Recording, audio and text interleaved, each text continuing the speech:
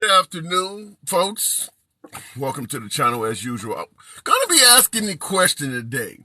Can mass casualty events even be stopped? Why am I asking this? Well, of course, in Oregon, we had potentially another event underway. An individual 20 years of age took an AR-style assault weapon or an AR-style rifle. Let's not get into the nist of calling it an assault weapon. That's just semantics. But a 20-year-old gentleman took an AR-15 style rifle and started killing folks at a supermarket. Looks like his casualties were only two because a 66-year-old employee of the store tried to disarm him, losing his life in the process. The police at the scene are suggesting that senior citizen trying to defend the gunman, losing his life in the process, is what slowed the gunman down, potentially saving more and more lives. So we want to ask the question today. Is this something we just have to get used to living with in America? Is there no way to stop this? You hear the Democrats, guns, guns, guns. You hear the right, mental health. But at the end of the day, is there any way to stop this? Or in an armed society, is this just simply the cost of allowing folks to bear arms? That's what we're going to be talking about today. The box is open. Feel free to hit the like button once again. As always, this is a MAGA-friendly audience. That's my preferred conversation. However, liberals are welcome on the program as well. So how do we stop this? Now, we understand that coming from the right, we're not going to hear anything in terms of gun bans, gun limitations, comments. We understand the right is totally against that. However, when we go into right-wing areas, we're trying to figure out what would they do to target this stuff. If you go to Chicago, yeah, they've had tough gun laws. New York has had tough gun laws. We can argue back and forth whether they work or not, because Chicago still has a significant amount of crime. However, when you go into right-wing areas, whether it works or not, what are they doing? What is actually being done to address this stuff? We can talk about what works, what doesn't work, but what are they actually doing? That's what we're trying to find out. Is this just simply something us citizens in this country is going to have to live with? You can carry a firearm in this country to protect yourself, and hopefully if you are around somewhere when a mass casualty event takes place, you can either defend yourself or use your firearm to save other lives. That's fine. But is having these events taking place simply going to be our way of life in this country? Okay, looking in the comments. More funding for police, better training for the police, and more community. Garrett, I don't believe the police can save you in regards to a mass casualty event, unless you're going to have heavily trained, heavily armed cops at every single public location in this country. You're in church, and perhaps while the preacher is preaching, there's two guys by the door holding AK-47s. Maybe, because when these folks take off and start committing their atrocities, it's generally seconds until the first body drops. Sometimes not even a second. Even if a police is at the scene, they may or may not have success.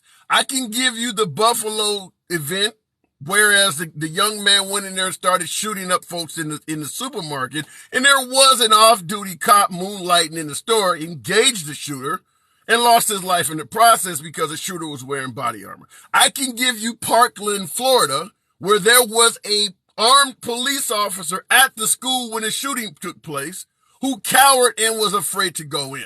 And of course, now we have Ubalde, where they hung outside for 73 minutes while children were being slaughtered. The police are not going to save you on this. If this goes down, you're on your own. You are on your own. So that's what we're talking about. What is your point?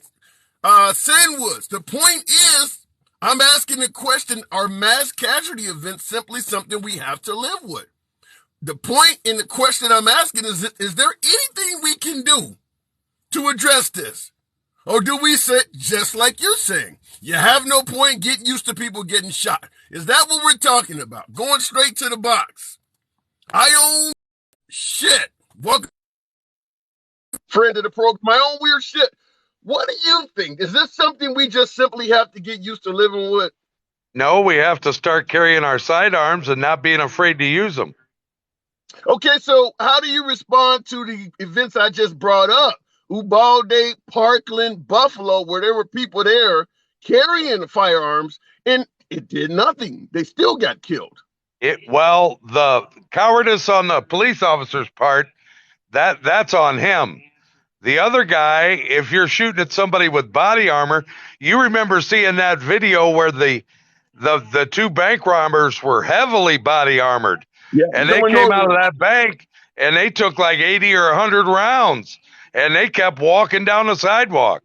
So those exceptions are going to exist. However, if we're all armed and we all can put up some sort of resistance, the majority of the time it's going to be effective. Okay, so in other words, you're saying that mass shootings is something we got to deal with. We just need to all carry around firearms, and that way when it does happen, hopefully we can stop the shooter. How many is a mass shooting considered? 3 or more? Shit, you know, that's a good question. I honestly cannot answer. I mean, to me, if you go to an event intending to kill more than one person that has nothing to do with your cause, nothing to do with why you're angry, yeah, I suppose so. 2 or more. I'm sitting right now within 250 yards of where 3 people got shot Friday, and the one took off, and he was the shooter, and he got shot. So somebody stopped him. Okay. Well, I don't disagree that having a firearm can give you a method of defending yourself. But let's just be honest, like the African American, the racist guy that went in the subway earlier this year in New York and shot up a bunch of people. He didn't kill anyone, but he surely was trying. If you're on a subway and everyone is armed and a guy pulls out a firearm not knowing that, trying to shoot up people, you think that he's the only one that's going to get shot in that? Even because keep in mind, most of us who have firearms aren't exactly going to the range every damn day for training. There's a hell of a lot of Americans that have firearms that have essentially no training at all. How good at self-defense would they be? Well, it'd be like playing a game of pinball, and there'd be a lot of bumpers you got to try to avoid. That's not a good scene.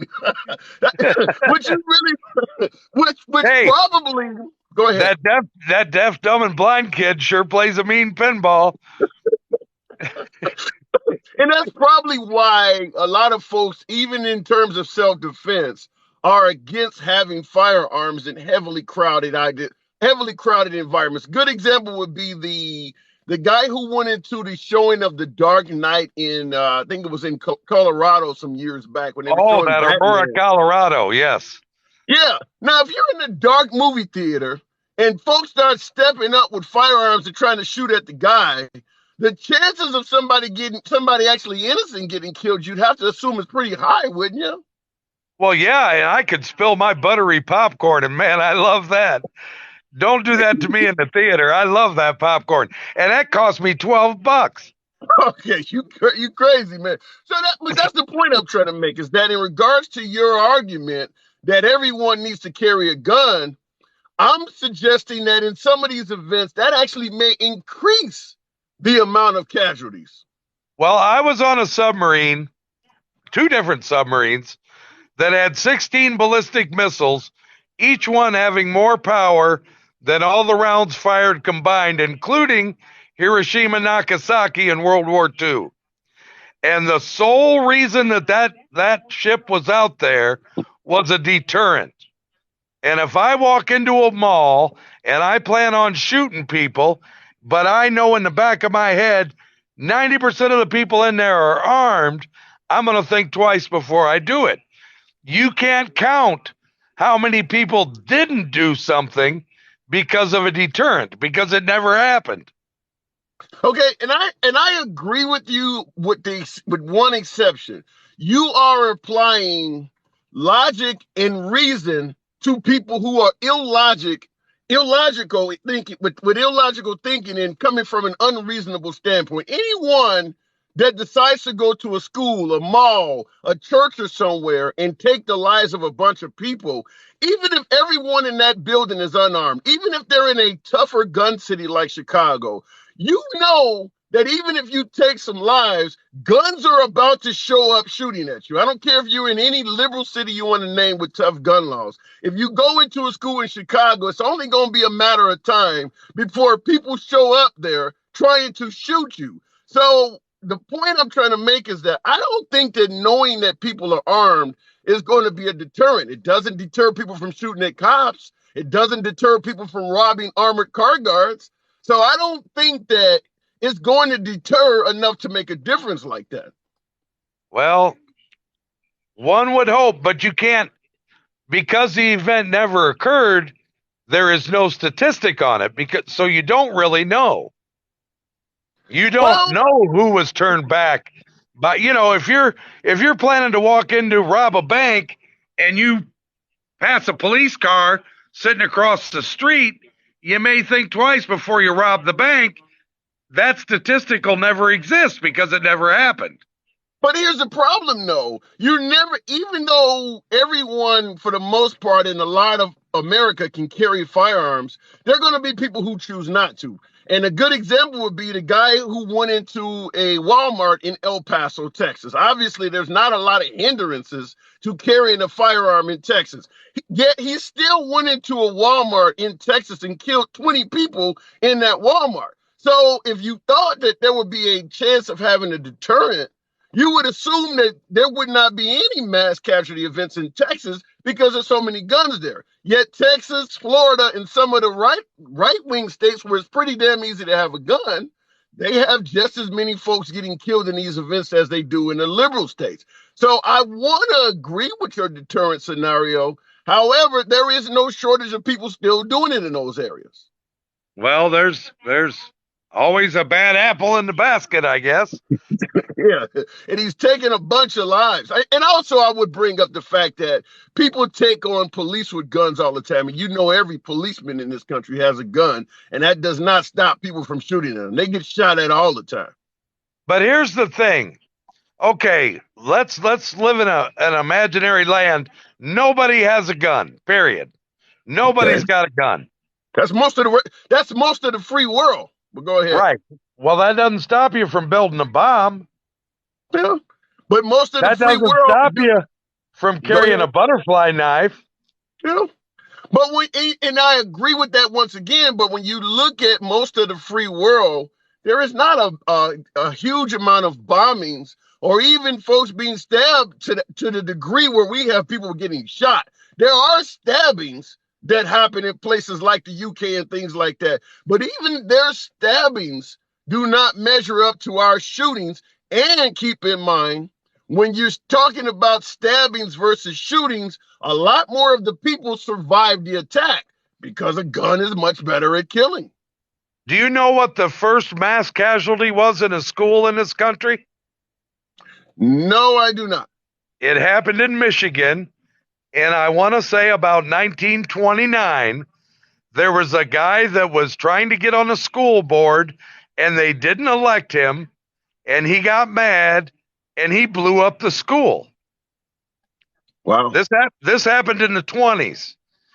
He went and blew up the school. This happened in a little town in Michigan, and I think it was like 29. But so that was the first mass casualty. Yeah, but was it as frequent? I mean, if you start talking about using firearms, we would probably think of Columbine as when it's really kind of started kicking off in this country. But it wasn't frequent like it is now. Was it when you talk about bombing a school in 1929, how many school bombings did they have throughout the country in that year? Because if you compare how many mass shootings we have in America right now, it's double digits every year. Right. Video games. Who knows? I mean, I'll tell you what, I'm glad we're normal and everybody else is screwed up. All right, weird shit. Let me move it on. Good hearing from you again, man. Good hearing from you. See you, brother. Love you. Absolutely a pleasure. All right, I see a lot of folks, listen, I understand my audience is MAGA. That's who I prefer talking to. I don't know shit. I hear that all the time. every time, anytime a liberal speaks on firearms. That's why I'm here talking to the folks. Let me know what I'm getting wrong. So I'm asking you guys, since I don't know shit, how could this be stopped? Is it something we just have to live with? You heard I Own Weird Shit 52 Cents suggesting that give everybody a gun, allow them to defend themselves. But as he pointed out, it's gonna happen. We'll just hope that the firearms we're carrying deters them, or if they do commit an act, we can shoot them back. But based on what he's saying, he's admitting, yeah, it's going to happen. All right, going back to the box. Colin Nazar, another friend of the program. How do we stop it? Just have to live with this shit? Colin Nazar, Hey, is there any way out of this? good morning. No. And if I could touch on a statistic real quick, because you just said you brought up the knife violence in the UK. Source I'm looking at right now is aoav.org.uk. March 2020, the stat was from April 19th of 2019 to March 2020 saw 15,930 knife offenses per 100,000 people. That is through the roof. That means 15% of people are getting attacked with knives. Okay, but let me ask you something. What is a knife offense? Flesh wound? I mean, when they say an offense with a knife, what is that? I mean, are people actually getting hurt, or is that just taking a swipe at some? I mean, what is that? Hey, you take a swipe at me, I'm throwing a Glock 19 on you. Yeah, but here's the point I'm trying to make. And by the way, folks, tap the screen, get your boy up to 5,000 likes. I'm missing a hell of a lot more MAGA that could be in the room. What I'm suggesting here is that even if you compare the numbers of knives and suggest that they are higher, I would assume that if you talk to a trauma surgeon, they're going to tell you that when it comes to survivability, more patients by far are going to survive knife attacks than gun attacks. So even if you suggest that if you get rid of guns, people will find another way to try to take someone's life, my response is, but they will not be as successful. It is just simply a lot easier to kill people with a gun than it is all these alternatives. Do you not agree with that? I agree with that, but yes, I am asserting that even if there was never firearms invented, what is the one thing that humans have set their mind to? We don't cure things like cancer. We don't do things like that. But when it comes time to learning how to kill each other through the entire age of our existence, that is what we have actually put our money and our mind and time to, Yeah. So, I mean, that's the only thing we have. If there was another species out in the galaxy looking at us, they go, what are they good at? Killing each other. Yeah. Well, I guess this is the way I look at it. If you get rid of cancer, there's likely to be some other ailment that's going to kill people. So that means you do nothing about cancer? I mean, even if you're right, if you get rid of guns, people will find another way. But does that mean you just throw your hands up in the air and just say, okay, then leave things as is and make no effort? Well, I'm not saying you just throw your hands up and say make no effort. But when you look at the efforts they're making, you're like, wait a second. For example, okay, you've got the ATF. They've got their hands in your pockets right now. You got a job. Okay. And I just bought a Pew Pew about a month ago. Okay. That in its current configuration, I would not be able to add a stock or a brace or something like that to, because then it would be considered a short-barreled rifle. That's dangerous and illegal and this, that, and the other. But I've got my paperwork in. I paid my $200 tax stamp. All of a sudden, it's not illegal anymore, right? And yeah. So those are the type of efforts that they're making to quote unquote curb gun violence. Is pay your fee, then you can go be violent, I guess, right? When instead, right? And I absolutely agree with background checks that include mental health evaluations. My only problem let's talk about that. Let me pause you for a instant. When it comes to mental health, because you hear that more from the right, the left believes limiting gun. We understand that you're not going to limit guns. Let's take the left wing version out. So let's go with the mental health. I've asked this question before. I think I may have even asked it to you. What happens if an ex-wife or a girlfriend calls the police and says, my ex is, has a bunch of guns and he's talking crazy. What can they do? The point I'm trying to make is when it comes to addressing mental health, how can you really enforce it in a nation where people have rights? What can you really do? Exactly. You can't, because like I said, my thing here is in a perfect world where it would work. I don't know how it works, right? But the problem is when you look at statistics, and this is anecdotal, but you'll hear something on the news or whatever. Oh, experts say that 65% of Americans suffer from some form of mental health, right? And you're like, okay, I could believe that stat. And then you go, wait, that eliminates 65% of people from being able to exercise their constitutional right. It's the who decides who's mentally ill part that becomes the problem. It's not keep firearms out of the hands of mentally ill or people who post on Facebook saying I'm going to do something, like, hey, this guy ain't wired right? Of course. But then you've got the people who just had a genuine mental breakdown. Their life's not going well. They go to their boss and they take the employee assistance program and go and take a couple weeks off and go get some help, and then they're back to normal. They did exactly what society wanted them to do. Now but here's the problem. Here's the problem. Let's say you're a truck driver, and when you're driving at night, you're starting to see a little bit of double take and things like that. You can tell your vision's going a little bit bad. If you go to an eye doctor and you simply tell them the truth, the first thing they're going to do is target your CDL license, your commercial driver's license. The same thing might apply in mental health. If they pass laws addressing gun violence aimed at folks with mental health, if you are a gun lover, even though you're having crazy ass thoughts in your head, if you go seek help and tell the doctor the truth, the first thing they're going to do is come after your guns. So it's going to lead you, just like the truck driver, to avoid doing what you should do because you already consent to punishment. So how are we going to get anywhere with people knowing that?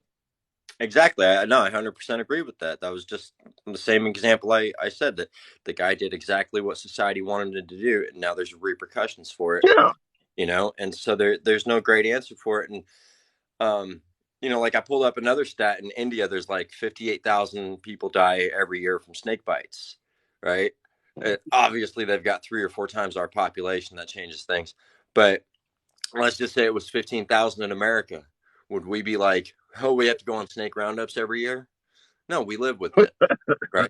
I don't know about that. I mean, I'll give you a perfect example. When Trump came to power, I wasn't talking about Trump, but this kind of ties in. When Trump came to power, one of the first things he stated is, I'm calling for a total and complete ban on all Muslims entering America until Congress can figure out what the hell is going on. He was talking about preventing terrorism. I would suggest to you, just like your snake bite comparison, if we had as many Middle Eastern men in this country committing as many mass shootings as we do predominantly young white males, I think we would do a hell of a lot more. Because when he called for a total and complete ban on all Muslims entering this country, how many Muslim terrorist events have we had on U.S. soil outside of the 2 that happened to the World Trade Center? They've been exceptionally low. And based on that little tiny number, he was going to ban all Middle Easterners from coming to the country.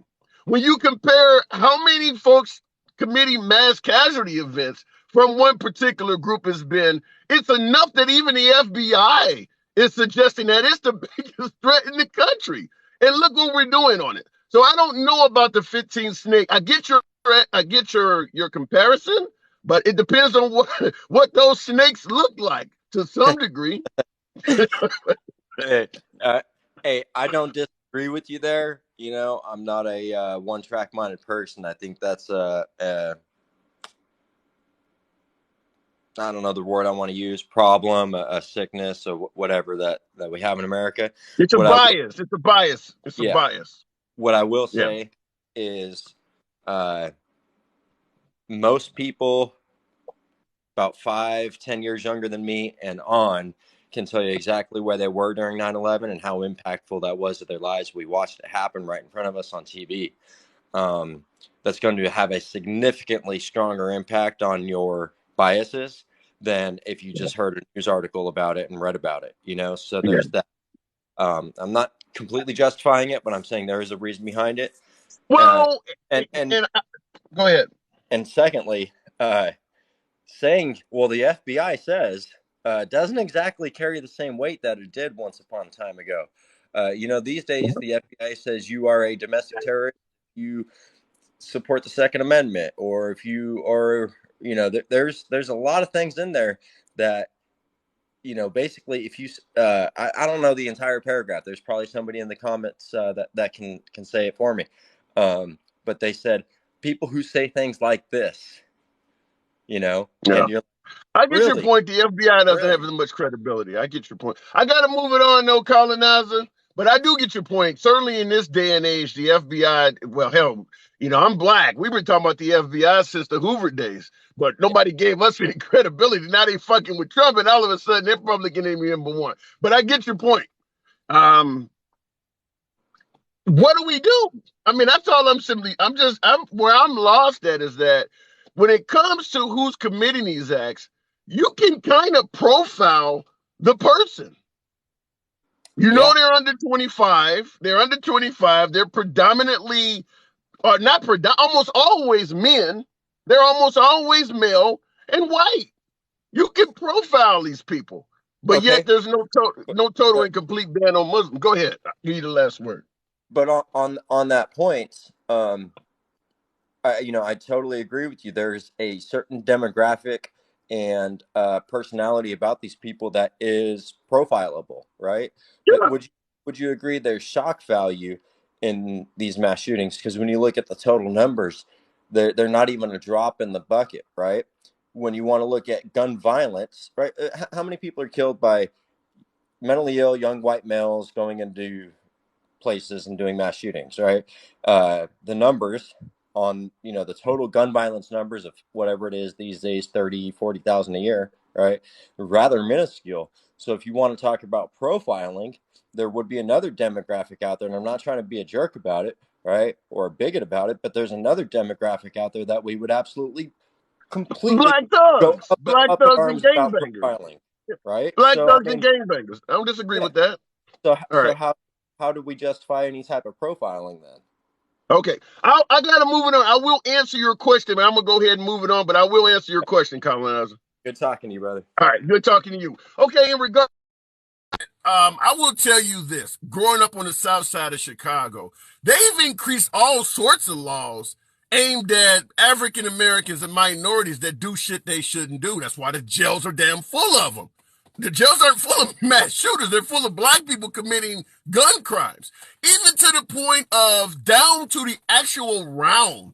You can get additional charges based on how many rounds you have in some cities. So when you talk about profiling, those crimes have been addressed. Like I said, you look at the prison population, it's loaded with African Americans. So how many folks are in jail for gun possession that they didn't do anything with the gun?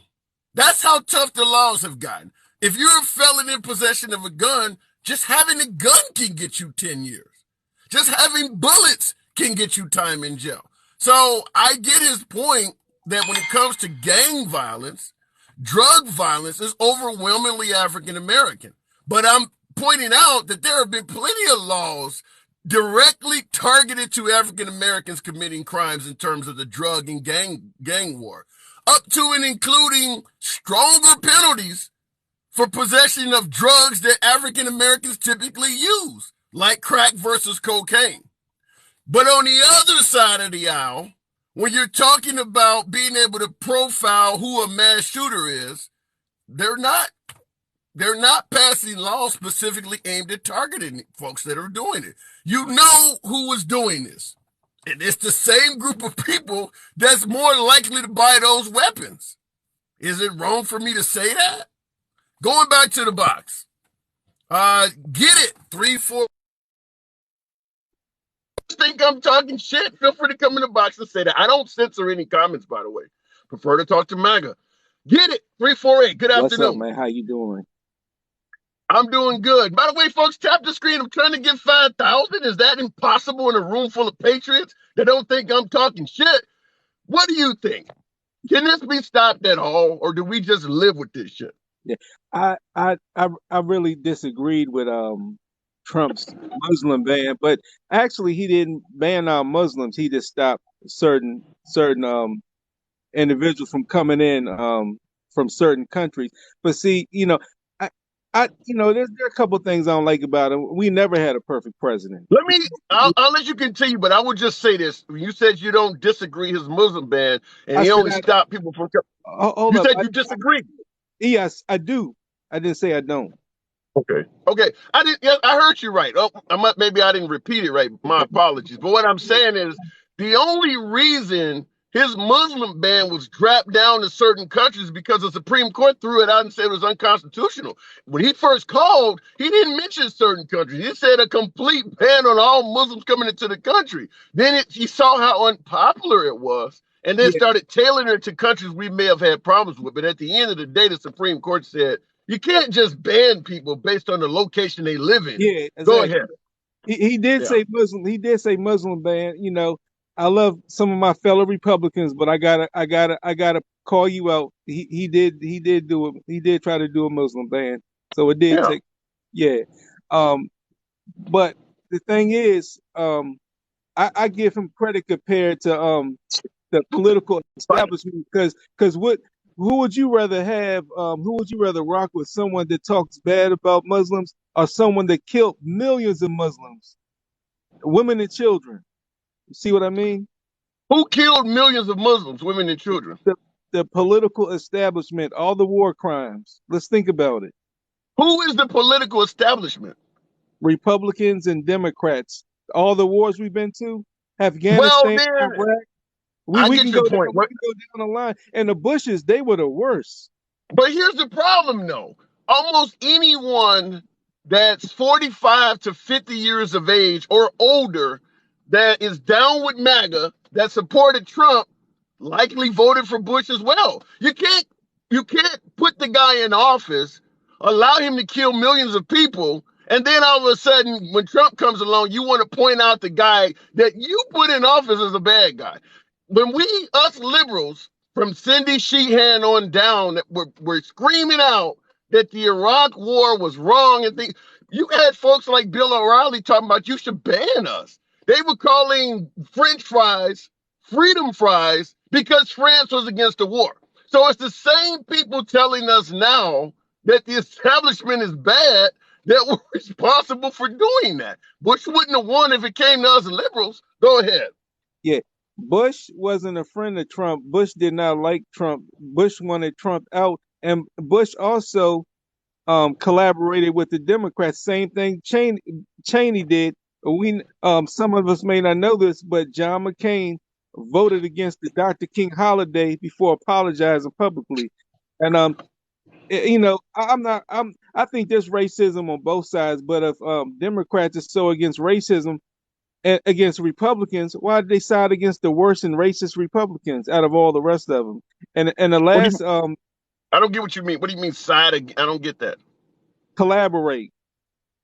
Who did the Democrats collaborate with? You're talking about the McCains, George Bush. Who else? There's a few others. You're pointing out the Democrats collaborating with McCain. We sent Obama up there to defeat him. You guys are going to make him president. No, I'm talking about afterwards, and I voted for Obama, by the way, his first term.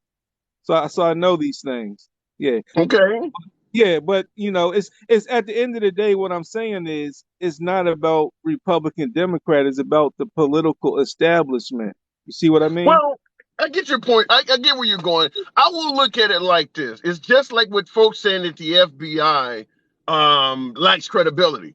But then when you have folks like us, you and me, saying that the FBI couldn't be trusted at the time, they were telling us just comply and you'll be okay. The same thing with pointing out the Bush administration. You're pointing out the Bush administration, including Trump, suggesting that what he did was one of the worst mistakes in American history.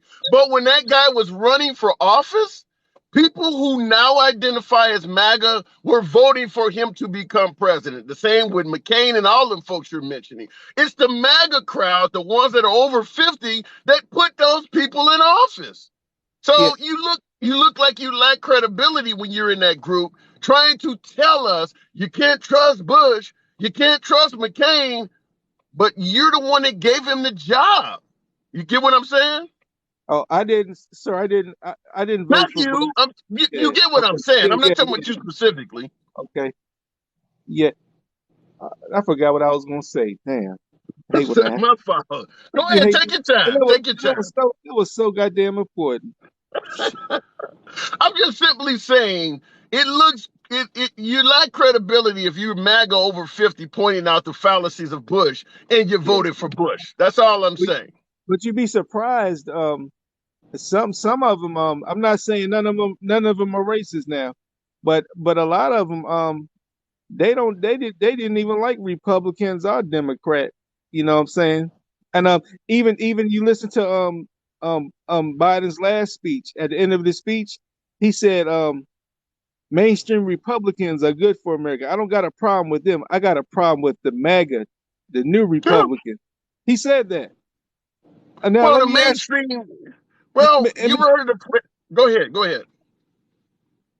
and the mainstream Republicans, that's the political establishment. Can we agree on that? Yeah. So let me ask you something. Go ahead. Where did Jim Crow laws form from? Did it form from the political establishment, or did it form from MAGA, the outside Republicans? The Jim Crow laws formed from the hatred of black people. I don't care what party it came from. It didn't matter back then what party you Yeah, were for. They were all down for it. but it was a law. It was a law had to be signed in the law. It just wasn't a belief or hate system. It was an actual law. Okay, See what yeah, I mean? based on hate. There was a Yeah. legal system that was based Yeah. on hate. Hate, discrimination, but it was also a law that you had to they signed in the law. So that's the Yeah. political establishment. So Okay. I'm not saying a rock with MAGA, and I'm not saying none of them are racist. But if you against racism, why you gonna rock with the establishment? Also, if you so against racism, you don't like MAGA, don't rock with nobody. Okay. I don't. Here's where you lose when you guys start talking political establishment and things like this.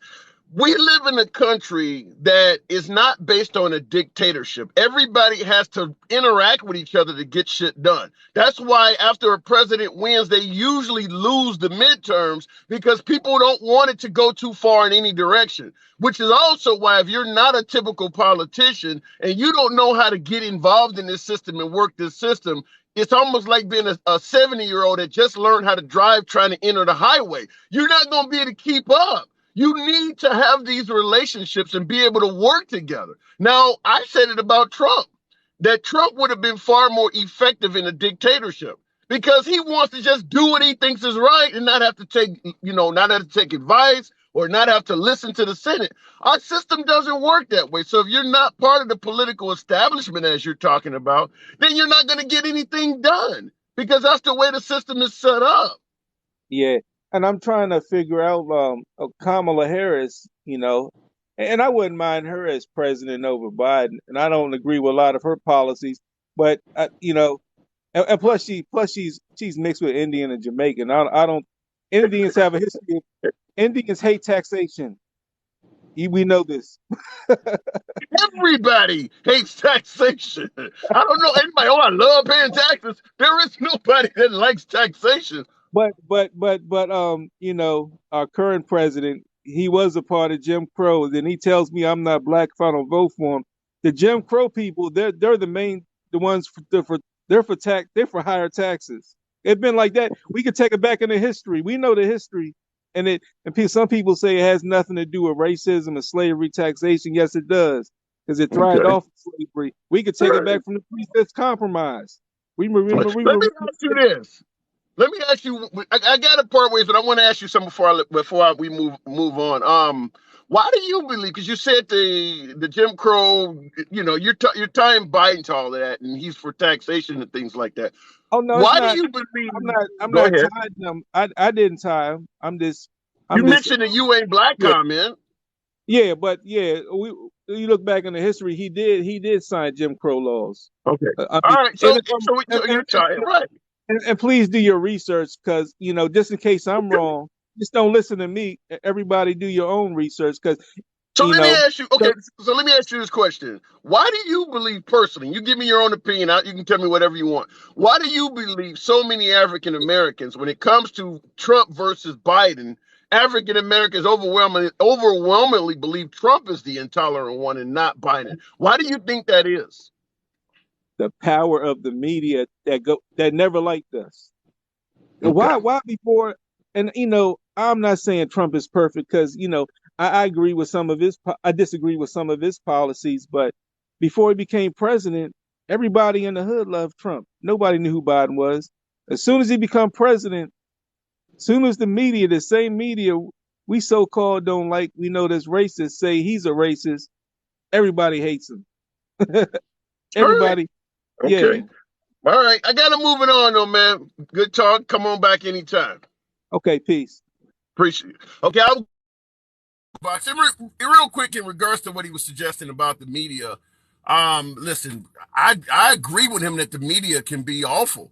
Keep in mind, the media is what was putting the worst of us on television when it comes to African Americans, that made us look like criminals and thugs and things like that. So I do agree the media can be a group's worst enemy. However, I would have to ask, why is it that when you look at African Americans thinking Trump is intolerant, but other groups aren't? Is it just that the African Americans are not smart enough to negotiate the media and other races are? Are we just dumb that we're more easily duped by the media? Because we're not the only ones watching those media outlets. It's not like those media outlets are only tailored to black people. There are plenty of whites and folks that watch CNN, MSNBC, and Fox also. So you got to look at it that way as well. Going back to the box, there was another point I wanted to make, but I want to keep it moving. Hardhead Herbert, another friend of the program we have, or Hardhead Herbert. Looking in the comments real quick. Hardhead, good Yes, afternoon. sir. Good afternoon. Okay, real quick, I'm gonna ask you this because this is in the comments from I can't pronounce the name, but he said that's what liberals think. We are too stupid to know, so they have to do it for us. Do you think liberals are just not necessarily intelligent enough to negotiate whether the media is telling them the truth or not, and that maybe conservatives are more smarter? Well, you're supposed to have enough self-confidence and self-understanding to figure out stuff for yourself. Because if not, you'd be led around like a horse with the thing in his nose. You have to figure you have to figure these points of life out what best fits you. Instead of being a follower, sometimes you have to be the leader of the crowd. I agree. So why do you, if you had to answer that same question I just asked him, why do you think that African Americans seem to overwhelmingly think Trump is intolerant as opposed to Biden? Because Trump is intolerant. Trump come out and tell you to your face that he don't like you. See, Biden have made a lot of mistakes because he fell into the old guard. He grew up in an era where that was just normal. Well, they grew up And in the same era. They grew up in the same era, and they both grew up in the damn near in the New England area. They didn't grow. They grew up in the same era and area. but there's a difference between John, what's his name, Al Capone, and the priest that did the Catholic service on Sunday morning. I'm quite sure that just an analogy. Okay. Al Capone, he had certain belief system too, and there had certain people that went to church on Sunday morning that grew up in that same era. It's what's in you. There's a book that says what's in you that defiles you, that comes out of a man. So you believe they're just based on the time period and the area he grew up in, that type of intolerance is in Biden, but not necessarily in Trump. No, that intolerance is in Trump. Oh. Biden has the ability to change. Oh, and he okay. did everything in the world. He did all the things to catch up to change. Trump will not change. It's about him. He was taught from an early age that he's the most important person on this planet. His daddy taught him that away. dress him in the best, put him in the best, let him eat the best, wouldn't let nobody else around him. Nobody was good enough to be that close to him, picked his friends for him. So he grew up feeling like he was more than other folks. You So you're that's giving why the now gold. You're giving the gold spoon in the mouth theory. oh, I'm the gold spoon in other places too. Yeah, you ain't got to go taller. You got to go taller in this house too, huh? Okay, But let me I'll let me leave tell that you something with alone. you. Let me tell you something with you. What you was talking about earlier about the mass shooter. Have you Yes. seen the Nicholas Cruz sentencing? 16 days into his sentences. A lot of African Americans don't get 30 minutes. A lot of time the jury go out and they come back with a guilty verdict, and they go back out and they come back in with whatever the sentencing is. That young man has been there for 16 whole days. They've called everybody from Bugs Bunny to Alfalfa up there to Wait, try to wait, wait. get Who him. is this person? Who is this person you're talking about that they've been deliberating that long? The one that shot up Stoneman Douglas Parkland shooter, Oh, the school guy Nicholas in Cruz. Florida. Wow. Yeah, Really? he even got a publicist or one of the people that does your appearance. He got him with the little boy haircut with the little his hair sticks up in the back like he's a little kid. They got him with the big glasses on. They got him with the How is he oversized. fair? What is he pleading? Insanity? I mean, there was multiple deaths there at Parkland. What kind of defense can you present other than your ass is crazy? That's what he put on a crazy suit. Now, before he was Yeah. overly smart. He was super smart. He knew how to go in that play. They got him where you go in and get him an icy. How did he go to McDonald's and he said, "Hey, trying to catch a ride." Now he's playing like A B C D E F G. I don't know what happened to me. The same little I've guy. never heard That that rhyme before. I've never heard oh, that that's nursery rhyme. oh, I used to work in an industry that if something happened to you, you had a fatality, they would automatically give it to you. So I tell my other comrades at work, when they come for you and they try to make you take a report, it's time to go to recite and Mary Had a Little Lamb. It's better to recite that and go to the cuckoo house than to let the people put their paper on you and absolve themselves from any liability and put it all on you. I used to drive bus. So Okay. if you have a So let me ask you fatality, this. Okay, I want to ask you this because the previous caller brought this up. What do you think about the notion that folks were not that as I'm just going to quote it the way they often say it. Trump was not a racist until he ran for office. What do you think there? That folks loved President Trump and then all of a sudden he ran for president and all of a sudden he just became a racist. How do you respond to that?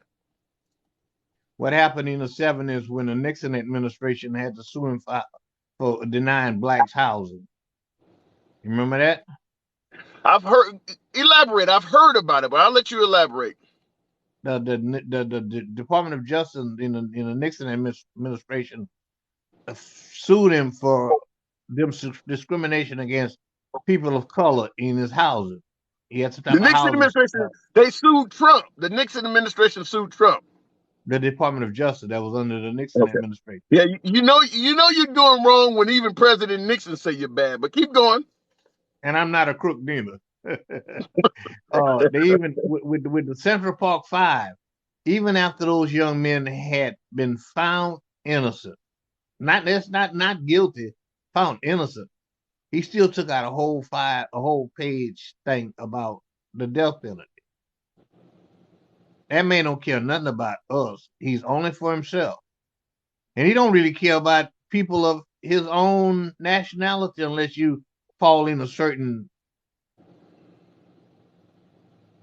percentage like him, like the Jeffrey Epsteins, and you got to be into that type of percentage for him to feel like you the kind of person he want to hang out with.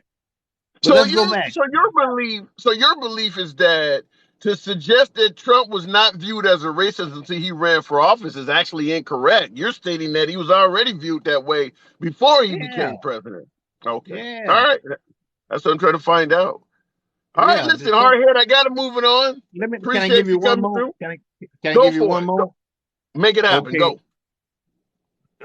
New Year's was at the 4th of July. The young kid and went on top of the building dressed like a young lady who shot up the whole. He remember he shot the parade up. Oh, yeah, Highland Park, Illinois. Yes, I do remember that. Yes. Have you seen him lately? No, I have not. He didn't put on his "I'm stupid" bag, and he's walking around like he ain't got no arms, and he just, like he's just there, like I lost my mind now. But I was smart enough to hurt all these people. Yeah. Now what they want them to do is to feel sorry for you, that and we, you and I, if you put me and you in a lineup, you just got more hair than me. We're about the same size. We're definitely the same melon. I don't wait a minute. Hold on. I use a Mach 3. I'm as smooth as a baby's butt. I don't have more hair than you. If I got more hair than you must got ingrown. I don't have any.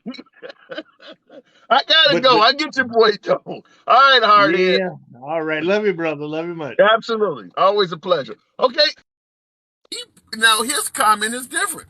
Because I hear that all the time from my MAGA folks. Tap the screen, get your boy up. Get your boy up to 15,000 likes. We still don't have the MAGA I want in here. But he made a point that's different. Because you often hear folks say, well, President Trump was not a racist until he got elected as president. He's pointing out issues that actually go against that. And suggest that, no, they actually did view him as a racist before he became president. Essentially suggesting that we elected a racist as commander-in-chief as late as 2016. Going back to the box, I let folks speak. Don't have to agree or disagree. I let folks speak. It's all about that here, folks. I don't ban anybody. So when folks come on and say the opposite, they'll be allowed. Hey, bring to, this is a new caller. Can you hear me there? Way down south. Good afternoon. Yeah, I can hear you, brother. Thanks for the honest debate, man. Not a problem. I see you moved on to Trump, but I wanted to go back to the gun violence. Sure, go for it. Obviously, I'm Republican, and I do think that it's a mental health issue. But when it comes to the mental health issue, I don't believe that there's such a thing as just going after, like mental health background checks, for instance. I think that there's a mental health issue that we need to get to the root of problem is why is there a mental health issue? And that's because we're humans. That's because the entire system for all of us is screwed up. We pay taxes after taxes after taxes, and there's a lot of depression out there. There's a lot of hurt people out there. And I think that it's a big spider web of problems that it's not something that's easy to fix, but, the system is not right for a lot of us out there. And I think we got to get to the root of that. Why are so many people let me give you one of my roots, and you can tell me if you think I'm getting it wrong. No problem there. Just like when we were talking about Trump, I pointed out folks that suggested that Bush was the wrong guy, that the folks who voted for Trump also voted for Bush. Well, this situation is very similar. The same folks on the right that suggest that mental health is the biggest issue are among the same crowd that voted against the Affordable Care Act. And the point I'm trying to make is if you do have a mental health issue, you're going to need health care to get it addressed. So if you want mental health to be addressed properly, the last thing you should do is vote against people having health care. Does that not make any sense? I voted against it because I don't believe in forcing somebody to pay for something. I mean, in my case, I'm poor myself. And if I had to, like, for instance, the Affordable Care Act, I looked into that. It was going to give me $17 a month. I get your argument about the numbers and things. Able to afford it.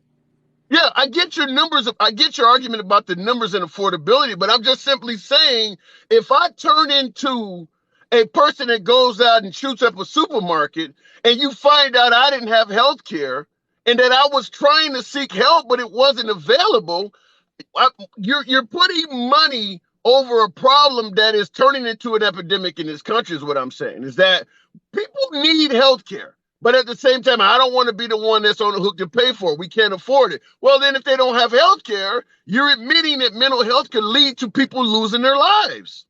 And I do agree with that. However, I don't think that the Affordable Care Act was a solution to everybody getting health care. Because like I said, in my case, when I looked into the Affordable Care Act, for what they were going to give me, I still would not have been able to afford it because they were only going to give me a discount. And at that, it would have taken food off the table for me to be able to afford it. Okay. Well, it should be placed the way that Obama or even Bernie Sanders really want to do it, which is very similar to how they do it in Europe. It's just a right. Just like you can down 911 and the police show up regardless of how much income you earn, regardless if you have a job or not. The police are going to show up to help you and they get paid. Same with the fire department or whatever. They're going to get paid regardless if you can afford to pay them back or whatever. That's how they want healthcare to be. It shouldn't. The Affordable Care Act doesn't do that. So here's one of my things about the Affordable Care Act, for instance. Why is healthcare so expensive? Why is it that when my wife needed an MRI, we don't have healthcare? I was able to go pay $360 cash for an MRI, but yet they're charging an insurance company over $3,000, right? So I think that the health system in general is what needs to be looked at, not necessarily forcing people. If we all had self-pay, for instance, would it be as expensive? Because they're charging these insurance companies an astronomical amount because they can, right? And then we have to go and pay these insurance companies. Well, I'll tell you this in regards to why your question of why is the healthcare system so expensive. In my opinion, it's a very easy answer. Capitalism. We remember when we're always talking about how we are not in favor of socialism. Well, when you look at socialism, you're talking about dialing 911 and the police and fire actually show up. When you look, because that's a system based on socialist policies. When you look at healthcare, it's based on capitalism. In capitalism, everything is about the bottom line. It's not meant to be fair. It's meant to be profitable.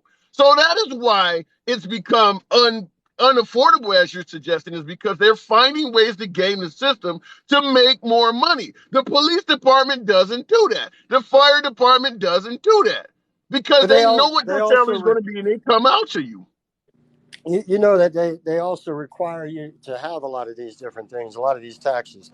I don't believe in most of the taxes or insurances that we have. I believe if we didn't have to have home insurance, if we didn't have to have car insurance, we didn't have the millions of insurances that we have, we would have the money in our pocket to pay for ourselves.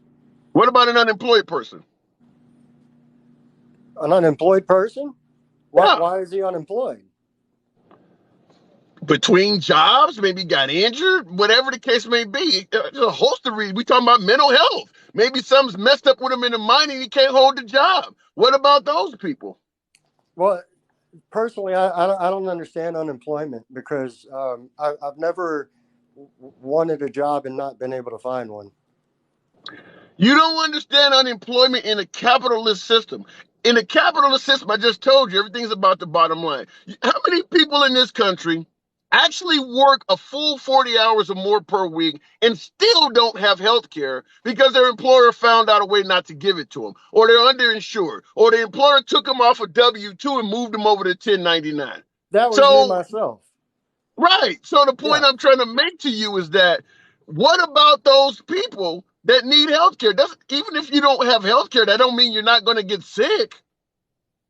That's the true story. But this is also why I said I think it's just such a big spider web of problems put together. And it's gotten into a ridiculous place.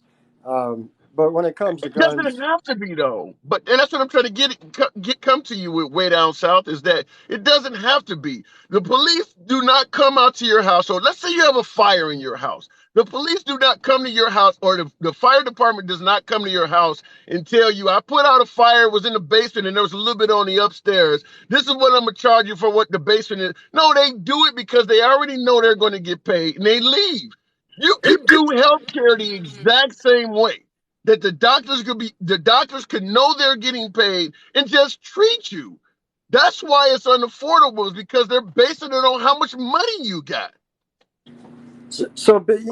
Okay. So basically what you're saying is that we should pay somebody for if something happens to us at all times, for everything that happens in our life. We need to pay car insurance in case we get into an accident. We need to pay health insurance in case we need to go to the doctor. We need to pay all these. I mean, you got all these middlemen. That's what I call them, the middlemen, right? Think about that. Car insurance, for instance. What's the No, reason no, we wait, have wait. Let car me, let insurance? me, wait. You're not. No, I don't think you should have to pay somebody. I think it should just be just tax based, just like the other civil service are. Not paying to like Allstate or something like that, because Allstate or Prudential or any of these Geico companies, they also operate on a for-profit based margin, which is why a lot of insurance companies cannot be counted on when you have an accident to actually address your claim. But when you call the police, you don't have to worry about that. When you call the fire department, you don't have to worry about that. Base it on a system like that, not another for-profit middleman that you're talking about. They're all the problem. I think if we had the money to do that, then maybe that's something that we could do. But unfortunately, our politicians have, that are making $100,000 a year are worth $12 million and have 3 mansions, one in every state. I mean, I just think It it's ain't a just the really politicians. It's not just the politicians. When you look at how much money the medical insurance agencies make, that money probably could solve most of the problems. You just mentioned how some things are unaffordable. You got people going to the hospital getting aspirin, and they're being charged $10 per aspirin. There's a lot of people being ripped off by those middlemen you're talking about. correct. How Which much is does it why cost? I would say to eliminate that. How much does it cost to just simply take an ambulance from anybody who's been in an ambulance? I How think it's much like does that? 17 grand, Right. which is astronomically Exactly. ridiculous. Yeah, Exactly. There's no excuse for that. That's yeah. capitalism. That's capital. They know I'm the only person that can get them from point A to point B, so I can charge them a premium. If the police did the same thing, you just down 911, your ass sound like you in a gunfight. You don't have a gun. How much can I charge to come out there and protect your ass? I'm gonna charge $100,000 for the 911 call. That's what would happen if our police department was based on a capitalist system. The same thing happening in a medical facility. You're on the second floor, you say, you're trapped. There's fire in the stairway, you can't get out. How much are we going to But charge to send a truck out there and rescue you? I feel like maybe we see that's different than the Affordable Care Act, though. The Affordable Care Act is asking me to pay a monthly premium. That's completely different.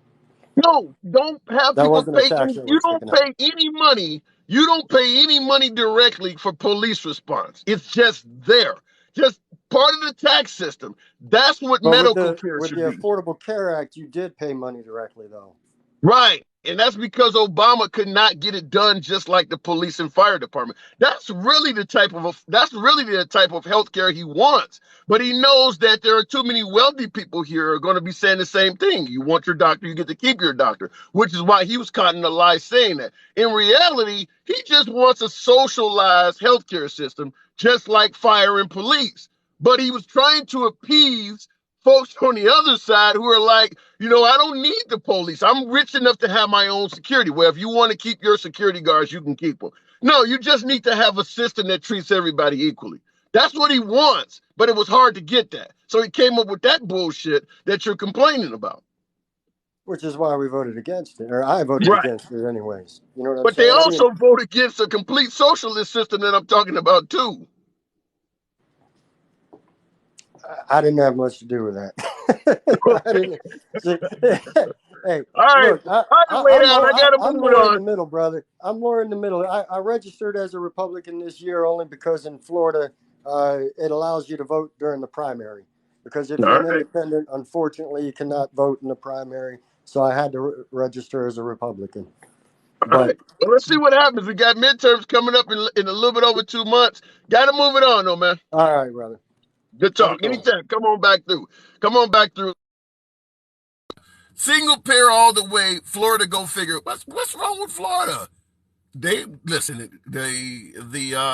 governor down there is being chided as pretty damn good. Ron DeSantis, will he end up leading the country? We'll have to see if Trump gets out the way. Affordable Care Act works well in California. I went from 838 to 254. Anytime we talk about affordability with healthcare, I simply make the point, What about people who are unemployed? I don't care how low you make healthcare. There are always going to be people who still cannot afford that. You have to make healthcare just like picking up the phone and dialing the police. It has to be done that way, or you're always going to have people who can't afford it. Until we get there, we're going to keep having this. Why are we talking about this? Because you got folks on the right who are suggesting that mass casualty events, the primary cause is mental health. And I'm just tying that into the fact that you're never going to address mental health if you're against policies that guarantee every single person in this country has health care as a right, not by payment. I mean, if you're working, listen, a lot of these folks commit, and I'll go right back to the box. Let me just give you my spiel. Most of the folks committing these acts of terror are under 25. The guy who just tried to shoot up a supermarket in Oregon yesterday, he's 20 years old. How much health care do you have at 20? I mean, seriously, if you're not on your parents' insurance, how much health care do you have at age 20? Because that's who's doing this. So when you're starting to suggest affordable care, people at McDonald's do not have really good health care. Going back to the box. AK, missing an R at the end of that. AK Snipe, good afternoon, sir. Good afternoon. Thank you for having me on. First time. It's a pleasure. Yep. Can you hear me? Loud and clear. First time we talked? Yeah, you first time being in. So, okay. I'm sorry. You're really breaking up now. I don't know why. All right. I can hear you loud and clear. Yes. Great. I think healthcare is an issue, but I think what we need to look more at is the social construct of how things are built now. You have things like Snapchat. You have things like Snapchat and all these other instant messaging systems, TikTok, as we're using right now. You sound like you're using one of them.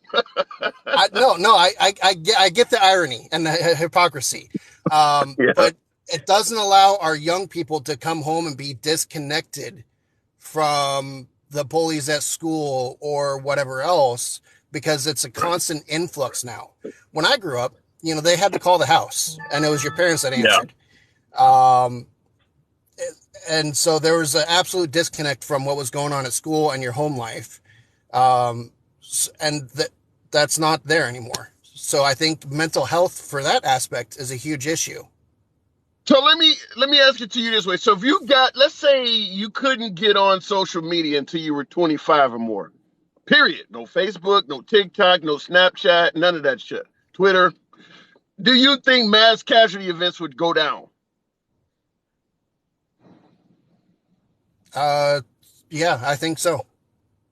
Really? You're the first I've heard say that. I've heard people blame it on video games. I've never heard anybody blame it on social media, though. That's interesting. Even though there have been events, particularly the one in Buffalo, that was streamed on social media. So he actually did that and was screaming it at the same time. So I haven't heard that, though. Social media. But what can you do? It's a country where people have freedoms, First Amendment, free speech rights and things like that. What can you do to even address that? That's a great question. There's probably a lot of different avenues that can be taken. I think part of it is parents stepping up more and helping regulate their kids or help their kids navigate through that a little bit more. I think there's probably a disconnect now of how that's happening, because there's a lot of kids now that are growing up having their own kids. I'm almost 40 now. So the younger generations now, there's a big disconnect between where I'm at and where they're at, and the relatability. So let me ask you this. Now, I lived overseas. I lived in Australia. I've been in New Zealand and places like that where they have very tough gun laws. And in those countries, I had Call of Duty. They have Xbox. They have PlayStation. They have Grand Theft Autos. They have all the violent video games. Every single social media outlet we have here, they have in those countries. Yet they do not have people shooting up schools. What's the difference? They have access to everything you said that's causing a problem. Why aren't they doing this? That's I get your point. And so this I would argue that the social construct here in America is very different than, say, Australia How or so? the UK. Um, look at the way we treat ourselves here. I mean, we show nothing but the nastiest side of people all the time. We never, Well, the they news never tries to show. portray. Yeah, but they do that there. I mean, I lived there for 5 years. In fact, all of in some countries like Australia, for instance, literally when the first thing I wanted to do when I went there is see their culture. So I wanted to see their television programs and things like that. Almost all of their TV is shit that's Hollywood. It's all our stuff. Even a lot of the restaurants and, like I said, the video games, they're doing what we do without the nasty results. There has to be something else there because they're not making, it's not like you're watching Leave It to Beaver type shows over there. They're watching Law and Order and Cops. So it's our media that they're watching. And for some reason, they're still not doing that stuff. Right, but I'm not saying it's just media. It's a multi-pronged attack for social construct of not only what they're consuming, which very well could be a lot of what we're producing, but it's also the regulation of the family units. They're able to spend more time at home, so that lends into, maybe we're working 2 or 3 jobs over here versus where they're able to work one. And You think you think the possibility of working 2 or 3 jobs to pay for health care that they get as a right might not have something to do with that? So I'm not arguing that there are definitely social systems that are an absolute benefit to society, because there are cops, firefighters, that they're obviously a net benefit to society. Now, in order to make like education better in this country, along with healthcare, is I think we need to weed out some of the administrators that make the costs so high. Because I've heard educators talk about how they need to hire 2 or 3 administrators to 1 teacher, and I think to chase after funding. And I think that paradigm needs to shift before we really see a big difference in social systems such as education and healthcare and stuff like that. The crazy thing is, for all of our arguments in this country we have versus the Bernie Sanders socialist promoting type versus people who want capitalism, most of the stuff we complain in this country about is capitalism based. Like you're talking about schools right now. And the same thing with Biden talking about schools ripping people off. A moment ago, we were talking about healthcare professionals ripping people off, insurance companies ripping people off. It's all people ripping off other folks in a capitalist system, which is exactly what capitalism is about. It's capitalizing off every opportunity to make the most money you can. And us lower folks on the totem pole is complaining about how horrible this type of lifestyle is making our lives, up to and including what you're suggesting, which is we got to work so many jobs. Our kids are out shooting people while we're at work. So what are we doing here? Right, and like I was saying, I'm not disagreeing that there are social systems that need to be reformed and taken care of. Obviously, healthcare is an issue. That needs to be improved across the board. Would you support healthcare? Would you support healthcare as a human right? So I'm more of the stance of you. There is when it comes to rights. Yes, you should be able to have access to healthcare, but I don't necessarily agree that society as a whole needs to pay for it. In the sense that I'm not entitled to somebody else's earnings or. Wait a minute. You have access to a Ferrari dealership. That ain't saying nothing. Having access to it, I'm saying should you actually have it as a right? Having access to it don't mean you can actually get it. I can go to a Lamborghini dealership and walk around the cars all day long, but I'm gonna come back home in this damn Ford I'm sitting in. So what about actually having it actually given to you as a human right?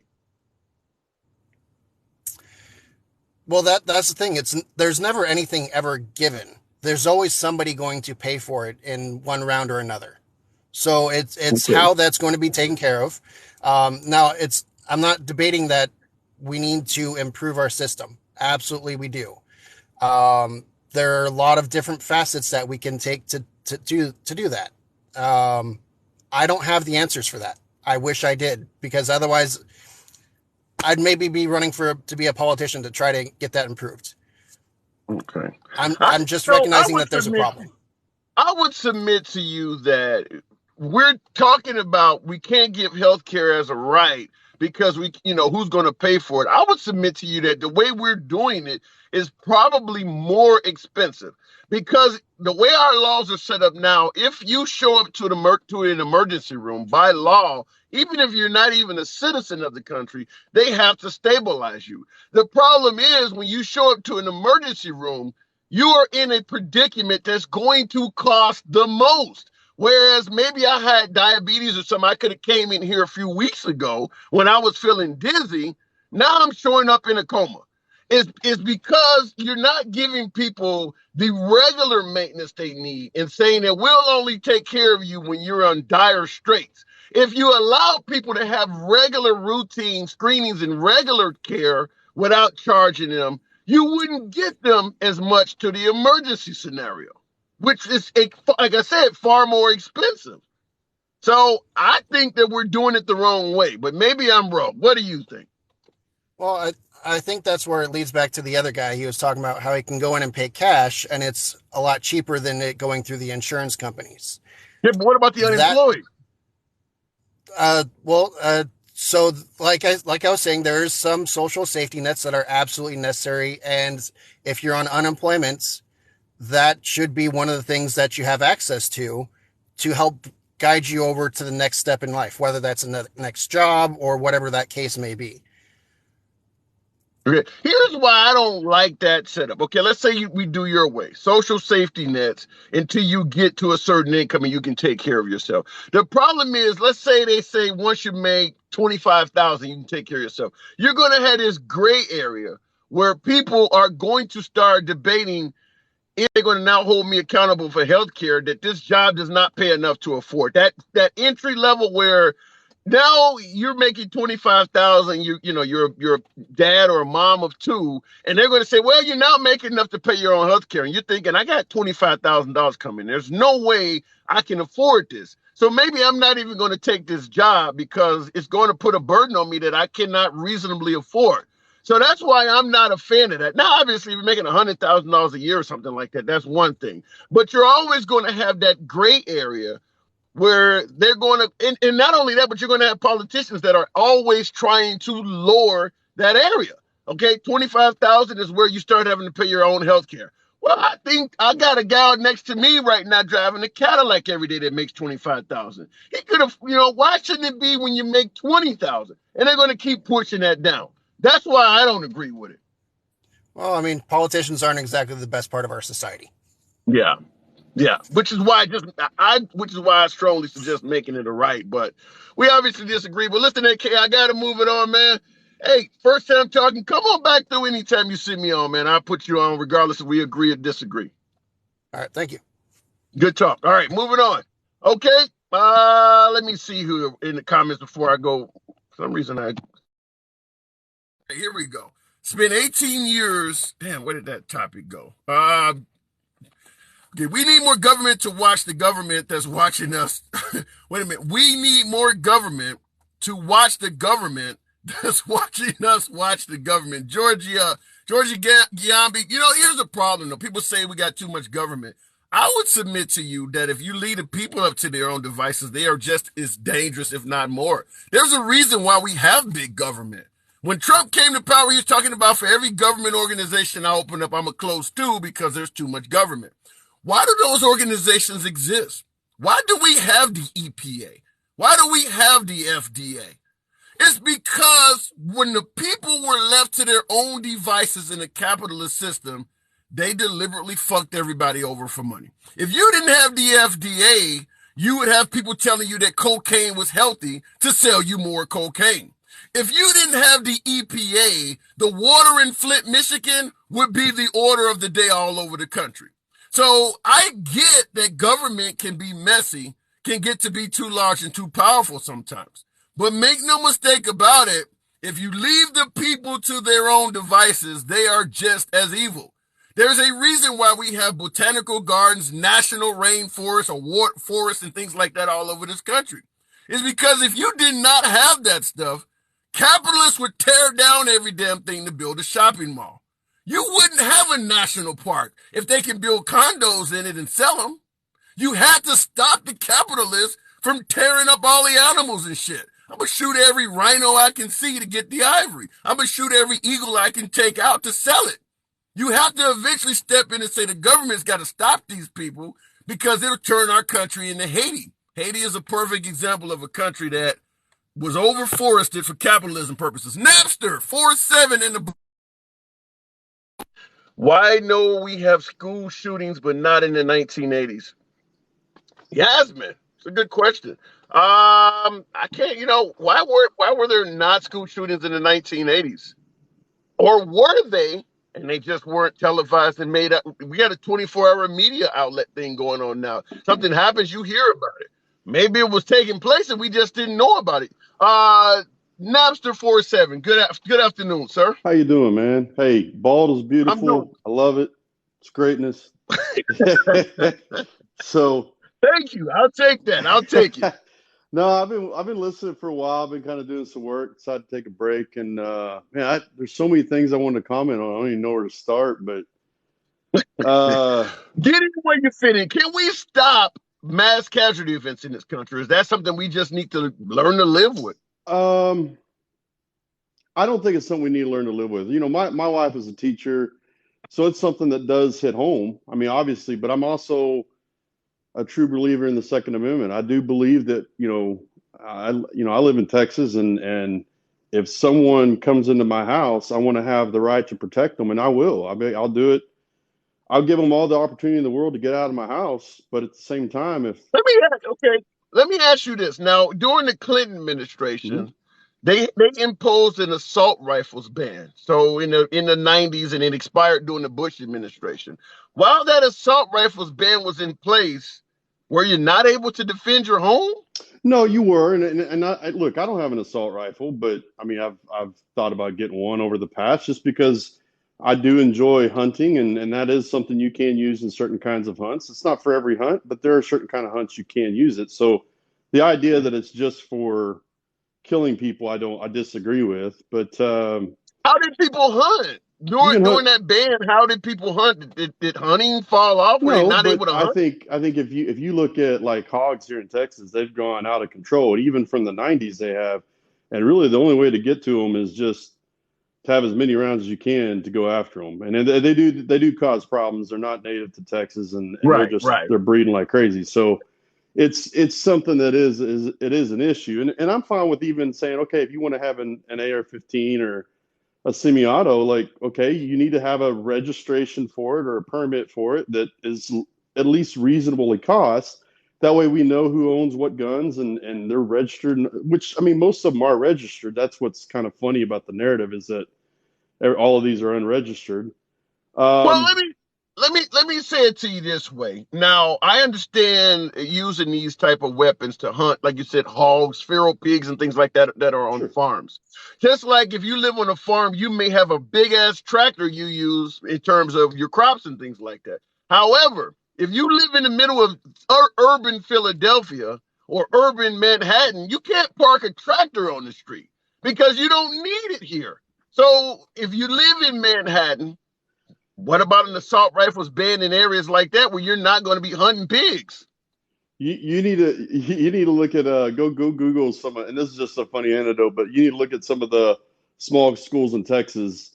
Some of the guys actually do drive tractors to school for the morning, but that's a whole nother thing. That's a but they're not doing it in Dallas. They're not doing it in the middle of Dallas. I live in the Metroplex, okay, but I can get out to the country in 30 minutes if I need to. Yeah, but you're not going. I lived in Dallas, 75 in Roll Lane. I used to live right off of I-75 or whatever. It's 75 in Roll Lane, so I'm familiar with Dallas. Sure. You're not going to get on 75 and drive on out to Richardson somewhere in a tractor. I No, mean, no, you're not. You're not. You're right. right? I'm just Okay, I'm just kind of being funny there for when it came to that. okay. But like when it comes to the rifles and whatnot, I mean, I understand it's my thing with that was when we were going over the shootings and stuff and the cause of, when you look at shootings in this country, and this is well documented that, okay, there's 35 to 40,000 a year in the United States gun deaths, right?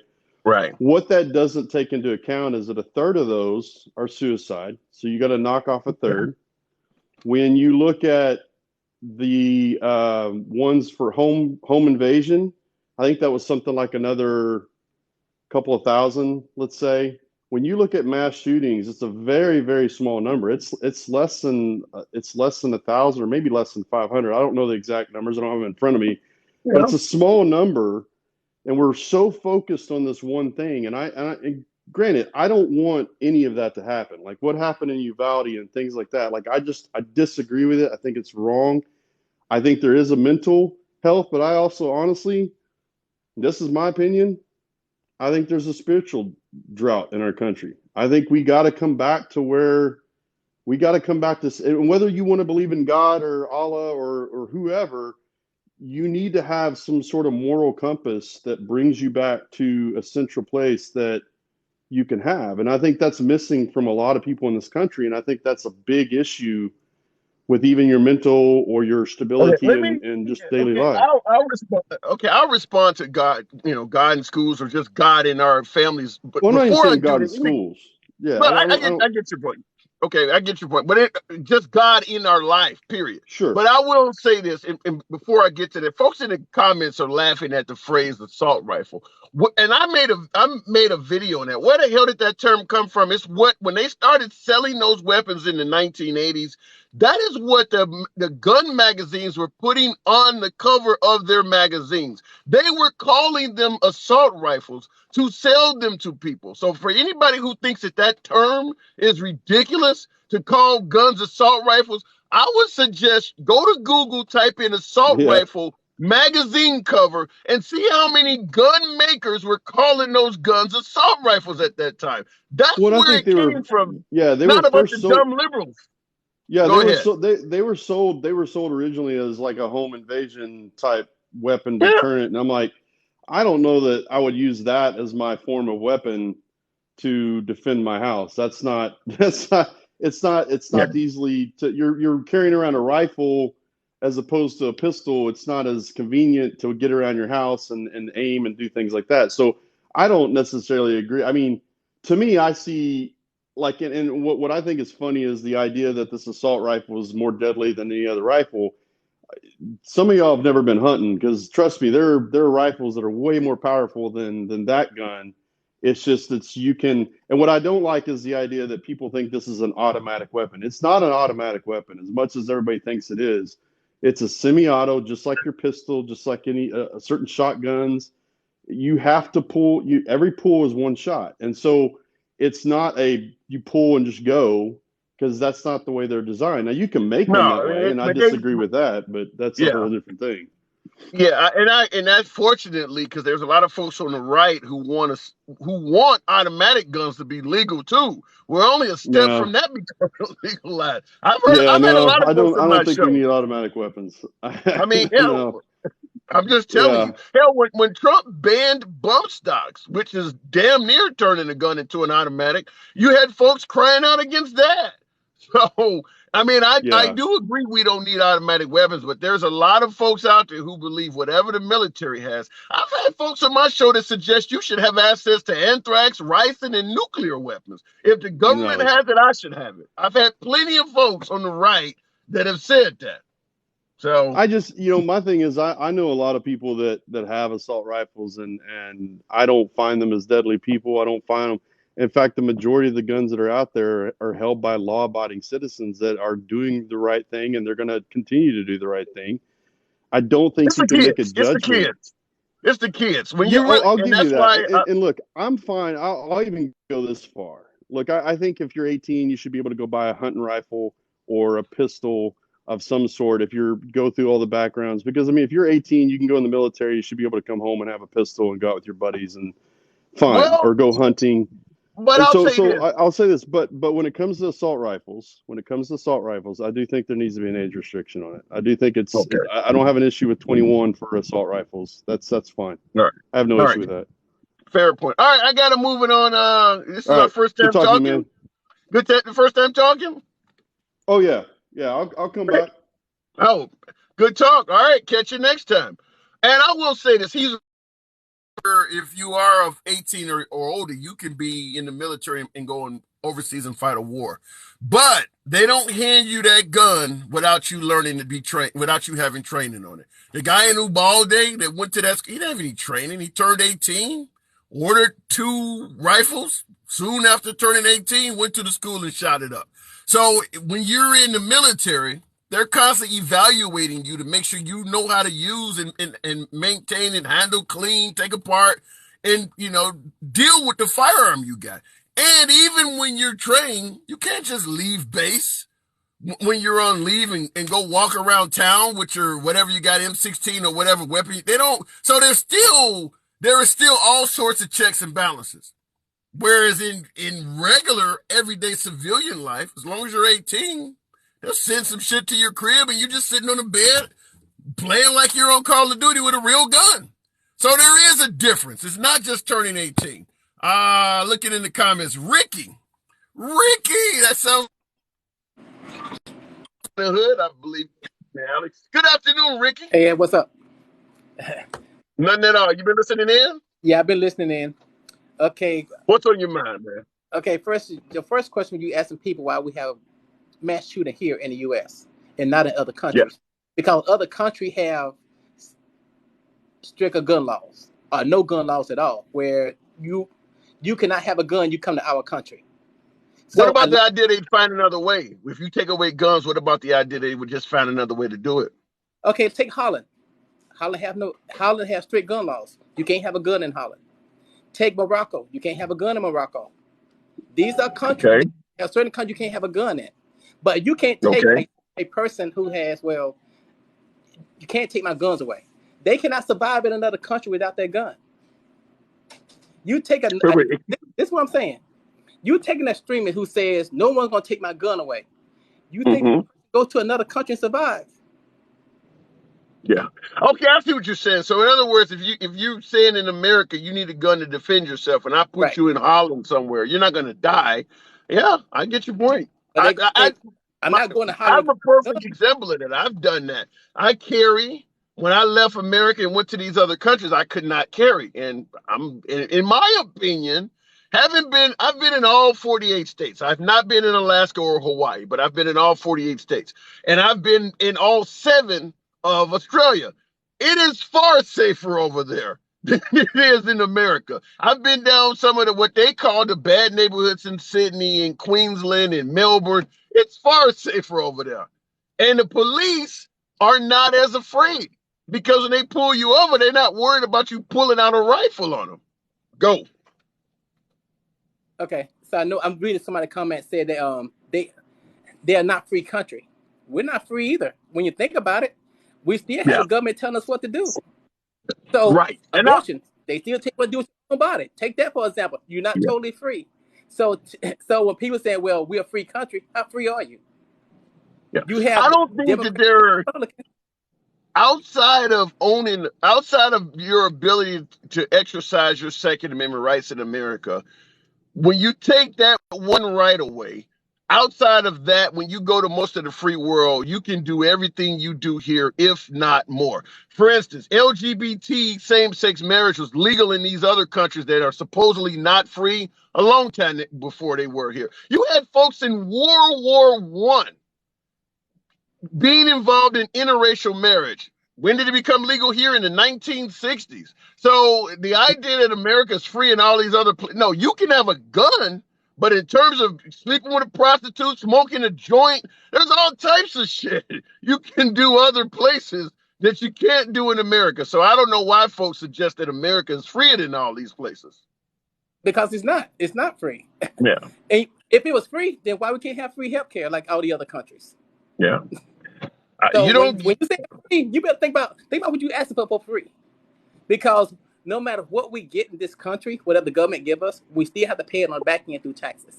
So we never get anything in this country for free. Where the other country, they get free health care. But we pay for it on the back end with taxes.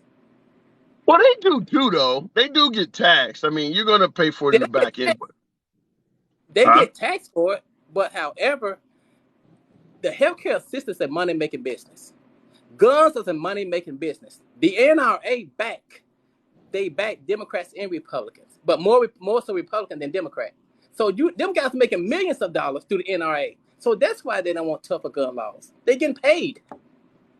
I don't disagree with that. Somebody in the comments said a lot of these other countries do pay higher taxes.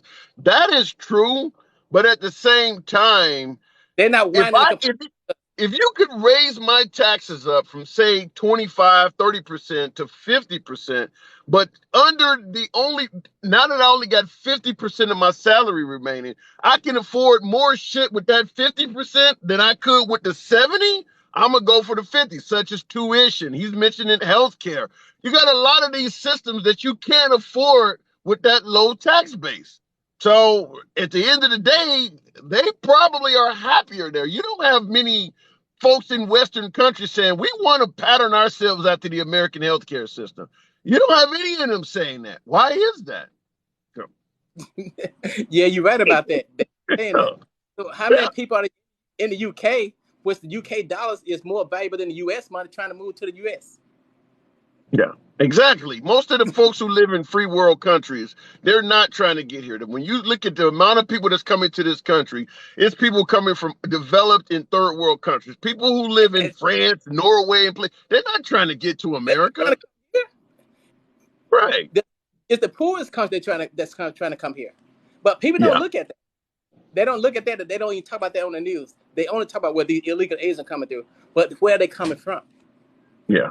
And I would say the same thing with the Second Amendment as well. Most first world countries have democracies or republics just like we do. They can vote. Canada, for instance, they can vote in Canada. If they thought our Second Amendment rights were so great, they could vote to have that.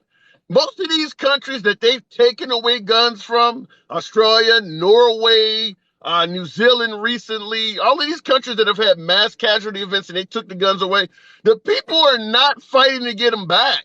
They could vote them back in if they thought it was an atrocity. You know how you Second Amendment folks say, from my cold dead hands, you're never going to take my gun. They could have done the same thing. Clearly, they are happier with the results in their country now that they don't have places being shot up. Until it affects them. Yeah, exactly. Until it affects them. Exactly. Then they want to say, well, I think you have tougher gun laws until it affects you. Yeah. Well, that's a good point. That is a good point, is that most of the people who are pro-gun have never lost their child in a school event. Exactly. Yeah. Exactly. That's a good point. All right, Ricky. All right, man. Good talk. Right. Appreciate it. You have a First time talking. You have a great day.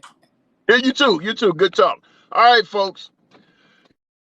As always, I appreciate you to follow the channel. You got your boy at the 15,000 likes. I am on lunch break. I got to go out and earn this damn healthcare we've been talking about. They don't give it to me tax-free. So I got to get out here. Catch you guys later. Tonight at 7 o'clock, I will be on here.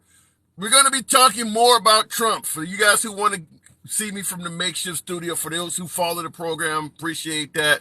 If you don't follow the channel, feel free to do so. I would appreciate that as well. But tonight we are going to be talking about, do they have the goods on Trump, or is this yet another witch hunt, as some of my MAGA folks would suggest?